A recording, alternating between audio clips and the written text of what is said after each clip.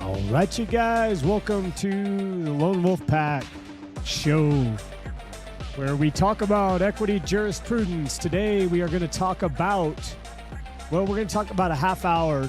I'm going to have a discussion, and it's going to be on, it's going to be on the Clean Hands Doctrine, because we've got still some unclear comprehension of what that is. So today we're going to go over some of those things and show you what they are. So, So anyway, before we get started, I've got a couple of announcements. One of them being, a toast to Tito. The following program contains mature content and is the truth. No part herein is intended to be legal advice and is for entertainment purposes only. Audience discretion is advised. All right, you guys, welcome. So today we're going to go over the nuanced and the essential concept of the Clean Hands Doctrine. And this is a pillar in equity. This principle is, it's deeply rooted in the maxims of equity, and it mandates that somebody seeking equitable relief must do so with moral integrity and honesty. And the doctrine underscores that those who seek the court's aid in equity, they must be themselves free from unethical or wrongful conduct related to the claim. And our exploration is going to traverse into historical foundations and fundamental principles and real-world applications enriched with detail, case studies, and scenarios. So the origin of the Clean Hands Doctrine, it lies in the English Court of Chancery, where equity developed as a means to provide justice when the rigid application of common law wasn't good enough. And historically, equity courts, distinct from courts of law, exercise discretion to deliver just outcomes, guided by maxims like, he who comes in equity must come with clean hands. And this maxim prevents a party from seeking equitable remedies if they've engaged in misconduct directly related to their claim. This misconduct can be known or unknown. And there are ways to present your notices to waive that liability, but you have to know what you're doing. Okay, you have to know how and what it is. What is clean hands? Chancellor Selden's comment that equity varies at the length of the chancellor's foot illustrates the discretionary nature of equity, emphasizing that decisions were based not on fixed rules, but on principles of fairness and moral integrity. You guys don't hear that very often, do you? Fairness and moral integrity, you don't see that in your courtroom. Clean Hands Doctrine encapsulates three core tenets. Number one is integrity and fairness. Okay, the claimant must act ethically. So if you're claiming something, you need to act ethically. You have to act with fairness and honesty in anything that is related to that particular claim. Number two is connection to the subject matter. The alleged misconduct that you're doing must be directly related to the subject matter of the dispute. So when you're dealing with things, you need to ask yourself, what am I leaving out that could be considered alleged misconduct directly related to the subject matter of the dispute? Okay? So who can call you a bad person is the question. Who can call you a bad person for doing something that they say you weren't honorable in? And that's really what it comes down to. Number three is equitable discretion, where the court wield discretion assessing the moral conduct of parties to determine where equitable relief is appropriate. So some of the stuff you have to know, and some of it really works on the conscience because you're not required to know. Now we're going to talk about, I'm going to show you guys here something. And I apologize for looking around because I've got screens here, guys, so just bear with me, okay? I'm not ignoring anybody. I really want to show everybody everything. I just got to make sure. Okay, so this is the screen I want to show you. All right, so here is the one of the things that we're talking about, okay? So actually this one right here. Okay, so this is Häagen-Dazs, okay? You guys can see that? So In the noble case Häagen-Dazs versus Frusen Glädjé, you guys know that, I don't know if I pronounced that right, but just say okay. Yeah. So Häagen-Dazs brought a lawsuit against Frusen Glädjé, accusing the latter of deceptive trade practices and saying they were falsely marketing its ice cream as being Scandinavian origin. The irony in the irony lays in the fact that Häagen-Dazs also employed a similar deceptive strategy, and they marketed the product with an implied Scandinavian heritage despite being an American company. So the court found that both parties possessed unclean hands because they're misleading everyone in their brands so that neither one could claim equitable relief. So if you are doing something that is not honorable, you can't go and pull somebody out and call them out for not being honorable. Okay, that's the whole moral of that story. And the key points of this are that both companies misrepresented their products' origins and engaged in deceptive marketing practices. And prevention is ethical advertising. With transparent disclosure about product origins, you can prevent both parties from being denied equitable relief. So as long as you guys are being transparent, it doesn't, like, here's the deal. Nobody cares. Do you understand? Like, sometimes we think, oh, wait, I'm not going to tell them that. But no one cares when you get down to it. And there may be things that you need to say that you don't necessarily believe are related to the matter at hand. And so that's where you guys can be dishonorable too. But what about making a statement saying that this is to the best of my knowledge and ability? Wouldn't that be different than saying I don't have anything out there at all?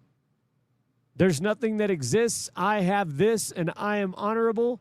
Well, you can't say you're honorable if you have things that you don't know about that exist. You understand? Because you can't be an honor if something of yours is still out there. It just, I don't know. I hope you guys can see that. So the case underscores honest marketing, and you can't mislead consumers about product origins. And if you do, that can disqualify you from seeking any kind of protection later on. All right? And so the second one we're going to talk about, I think it's this one here. So the web address is r8smith.umd.edu. Here, I'll just put it in the put it in the chat for you guys. Comments. There we go. So that's the first one. Okay, so I'll put that in there for you guys to see. The second case we're going to look at is well, all right, Decandia versus Rinaldi, I believe. Let me make sure this is the right one. I don't know. Anyways, I'll just leave this up here as well for you. I'm going to talk about Decandia versus Rinaldi. The plaintiff in Decandia versus Rinaldi, the plaintiff sought compensation for a minority interest in an LLC. So they had a small interest in a business after allegedly being ousted unfairly. Someone was ousted from the business unfairly. But it was revealed that the plaintiff had leaked confidential information to a competitor during the negotiations over the new agreement. So the court said the plaintiff's actions constituted unclean hands as if they were directly connected to the dispute at hand. Okay? The unclean hands, the plaintiff's unauthorized sharing of confidential information, demonstrated unethical behavior directly related to the litigation. The prevention was the plaintiff could have avoided unclean hands by respecting the confidentiality agreement and refraining from unethical conduct. So this scenario, it highlights the importance of maintaining integrity and confidentiality in business transaction, as breaches of trust can render a party ineligible for equitable relief. So we're going to give you a hypothetical, a doctor versus former partners. So you say you have there's a doctor and he's going against former partners. A doctor left a medical partnership, and he later sued the remaining partners for financial compensation under the partnership agreement. However, it emerged that the doctor had attempted to lure patients away from the partnership and spread defamatory information about the other doctors. The court applied the Unclean Hands Doctrine, denying the doctor equitable relief due to his unethical actions. The doctor's unethical attempt to harm the partnership's reputation and solicit patients demonstrated misconduct directly related to the claim. The doctor should have acted ethically and respected the partnership reputation and the terms of the departure and maintaining clean hands. Now, I'm going to just tell you guys, in real life, that's how you should be acting. We shouldn't be leaving any relationships where you're sabotaging things. It should never be like that. I mean, some of them you can't get along with people. It just is what it is. But if you leave with clean hands, you can always go back. And I'll tell you what, I wish I would have known that when I was younger, because as I got older, I found many of those relationships that I didn't have any controversy with at all, and just let go. They came back again to another circle, but the ones that didn't, they never did. Just because, it's unclean hands. It's hard to trust people if you have unclean hands or they've had unclean hands, either one. So that's where I told you guys, like, there was a time where, I will tell you straight up that I was not honorable. And it's because I didn't know how to be honorable. It's because I wasn't taught. Like, people say, go do this, follow this rule. But that's not honorable. Like, that isn't being honorable at all. That means you're following a master. That's being loyal. There's a difference between loyalty and honorable, okay? Honor comes from you, your creator, straight to you, and then whoever you want to extend that to. Loyalty comes from your creator, where you go and you're loyal to someone else besides the creator, and now you got to make other relationships to compensate for that. So it only exists, like, trust is always there, and loyalty only is there temporarily. I'm just going to say, like, I say temporarily. I don't mean that people will not be loyal. Some people can have the conviction, like, yes, I'm always going to be loyal. But if someone dies and they're no longer here, how are you going to be loyal to that? Like, you got to go on living your life. And if you die, then how are they going to be loyal? So loyalty doesn't last forever. Trust does, and it lasts forever and ever. So that's something we need to remember in distinguishing the two. So I'm going to give you another scenario, and this is a company 1 versus company 2. And we'll just say there was confidential information that was out there, and you guys wanted to make sure that this confidential information got out there to the people that you needed, but it didn't get to the wrong people, okay? So company 1 had previously obtained confidential client information from company 2 through illicit means. And I'm going to just say, like, I was in a situation where okay, so this is a true story. And I have a friend whose name is Raul, who had a company. And when we had a list of people, and he had a tech working for him by the name of Frank. And Frank went and took the client list and contacted the clients behind Raul's back and started creating another list of, like, clients that he was handling that Raul didn't know about, and he was making deals with them. So that's unclean hands, because he didn't generate those. So he can't go back and ever say, Raul did something to him ever on any circumstances, on any level, because he jacked him over. So you can't, like, have an unbalanced scale when you walk in, and there's some things you may not know that makes it unbalanced, but you have to disclose that you don't know of anything else, right? I mean, you just say that. I don't know of anything else that exists. But if you don't say, I don't know of anything else, and you just say, I didn't do that, and I've never done anything like that before. Haven't you guys ever done that? Have you ever done that? Like, think about this. Something that happened a long time ago, you might have had a different perspective on something, and you changed your mind because you learned something new. And as time came by, you thought, well, you know what, this is, I've really got to change the ways of this. And so you change your whole entire paradigm of thinking. And now you look back and you're like, wow, how did I ever think like that before? That's different, okay? When you do that, you're changing your mind. You're actually changing your paradigm of thinking. And if you change your paradigm of thinking, you can make a statement to that effect. And that justifies why you're in two different places at two different times. But if you don't make the record of those two different places at two different times, then it gives the appearance, okay? It gives the appearance. That's why it doesn't say you must come with clean hands. It says you can't come with unclean hands. You get it? So it talks in negative. So company one, we're just going to say previously obtained confidential information from company two through illicit means. Like they went and got it somewhere when the other company didn't know about it, or they shouldn't have had the access to it.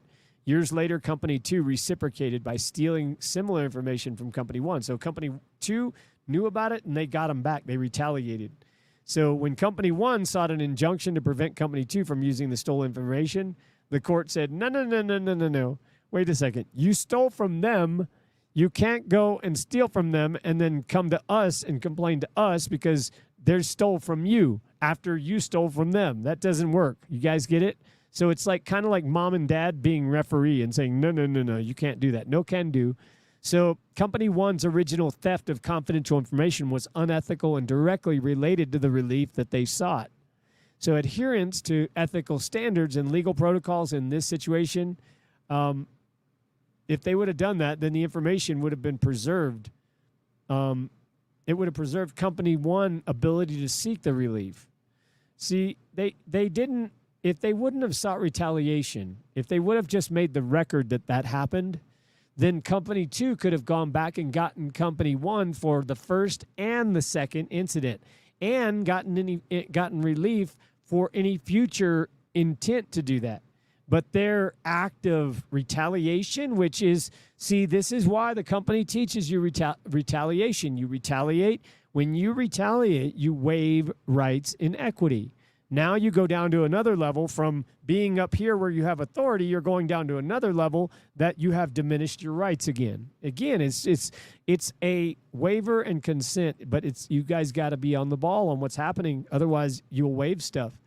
And it's not hard. You just got to stay in it. It's like, I don't know. It's like playing ping pong. You know, maybe you miss the first 5 hits and then suddenly you get a volley over the other side. And then suddenly you get a few times you're over there. And then, you know, before you know it, you're like not even looking and you're hitting the paddle and like you just get better. You just get more comfortable, complacent. And it becomes part of what you do. And it's only like, well, you guys have been trained on like 50,000 things to do 50,000 things. The following. And since you've been trained on those 50,000 things, now you don't know the 50 things that you need to know. So here we are, like trying to, you know, mix this like thing going, okay, well, this is righteous he's saying over here, but this is the other thing that we got done. How do these things go together and how do I do that's what you guys have to know is where do you fit in on that? What distinguishing the two differences? That's what classes, like these classes that I teach, are so important because you guys will learn the difference, the distinguishment between what's happening and who you are in different hats that you're wearing. So this is a case here I'm going to give you next is a failure to disclose insurance benefit in trust. So it's a failure to disclose insurance benefit in trust repudiation. So in a contemporary case in the United States, a beneficiary, Miss Davis, sought to repudiate a trust, alleging that the trustee, Mr. Harris, managed the trust or mismanaged the trust. And during the proceedings, it was uncovered that Miss Davis had failed to disclose a significant insurance benefit that was related to that trust. And the non-disclosure was deemed material, and the court applied the Clean Hands Doctrine. And they found that Miss Davis, her unclean hands barred her from obtaining equitable relief. See, because she failed to disclose the material insurance benefit she received, and it's a critical omission that's directly affected the trust administration. Now, what you guys need to understand here, okay, here's the deal. you're in a trust. You are in a trust. And everything you've done in the trust has been the wrong way. So you have to go back and give notice of everything you've done in the trust or what your intent is to get credit for it. Because if you're trying to get one thing done and you have no plan on everything else, then they don't see you as having clean hands. You got to have full transparency. So full transparency and honest disclosure of all relevant financial interests would have maintained Mrs. Davis's eligibility. She would have been eligible for equitable relief. So this case, it serves as a modern-day example of what the Clean Hands Doctrine application is. And it emphasizes the need for, well, complete honesty and integrity in fiduciary relationships and in trust management. Okay? So, let's see here. All right. So, we're going to talk about one more that has family law context, okay? And some of you guys who've been in custody situations with kids may realize or see this, okay? In family law, the Clean Hands Doctrine is often invoked in cases involving custody disputes or asset division, like divorces. For instance, if a parent kidnaps their child and later seeks custody, or if a spouse conceals assets during divorce proceedings, the court may deny their claims based on unclean hands. Such actions are directly relevant to the matters under dispute and reflect poorly on the party's moral standing. So your intent to go and be non-transparent, see, there's no money, guys. The only time people lie is to protect either other people from a charge or something, and that's money. It has to do with money. It's money. So it's like all of this stuff, it has to do with money. So that's part of why, this is important. These examples in family law, they illustrate, well, the doctrine, its role in upholding ethical conduct, making sure that someone doesn't benefit from their own wrongful stuff that they do. Actions like kidnapping or concealing assets, it shows significant ethical breaches. There's no money. So you go and steal the kid because here's the deal. Here's what you're doing. You're stealing what you say because you are justified, right? You are saying, it's my kid. I can do, but there's another party that says it's their kid too, which is why the state is involved. The other thing is that if you knew really who you are, instead of arguing with people, go learn who you are. Because once you learn who you are, especially men out there, I'm not trying to encourage anybody to go argue with anyone at all. But if you learn who you are, then you will see that in any type of marriage, the man is the trustee, the woman is the beneficiary, okay?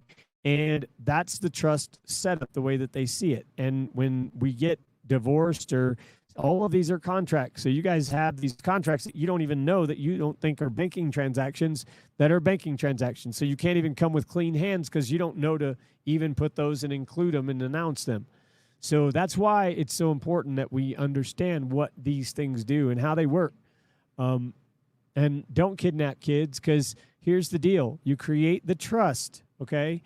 The reason that someone else can control something that you say is yours, and I just say because you don't know exactly, you're just saying that because that kid came from me, he's mine. That is a true fact, and that is relative to this. However, there is a legal title that you didn't do anything with, and it's because you don't know anything about that legal title or what to do with it that's creating your problem. So your clean hands has to do everything with your lack of knowledge, which it means that you need to go back to the writing board and find out why that exists the way it does. And when you do, you're going to be pleasantly surprised that there are things that you can easily do to correct the record, and it's a matter of taking steps, but you got to learn what they are first, okay?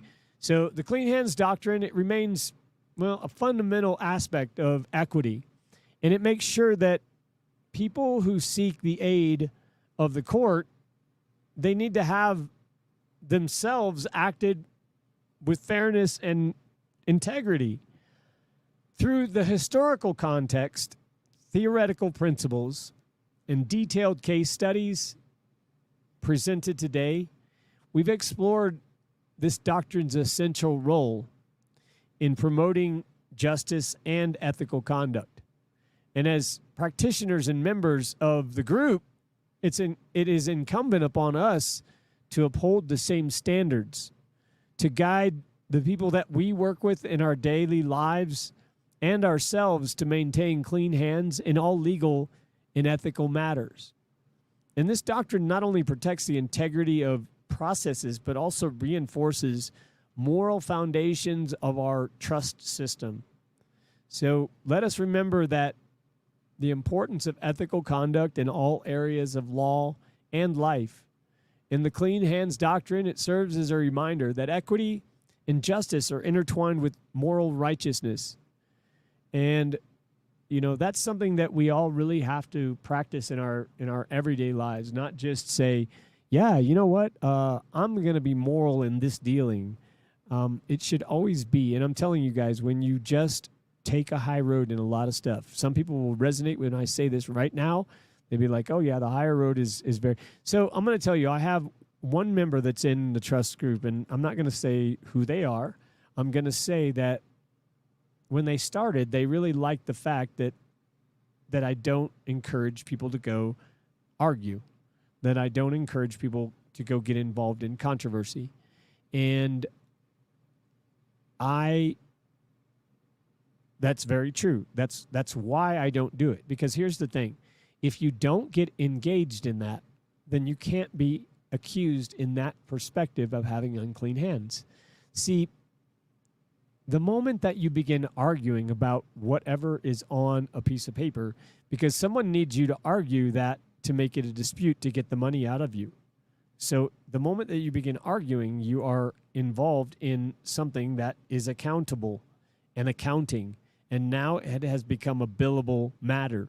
So when you engage in that, then you are giving away money to pay other people to argue with you, if that makes any sense at all.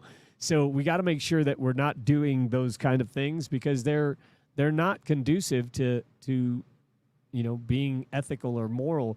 And I'm going to tell you something else. Like, you guys might be saying, well, you sound like my dad, or you sound like this or that. But it's going to make you feel a lot better, folks, because here's the deal, is that you don't have to worry about whether you did the right thing or not.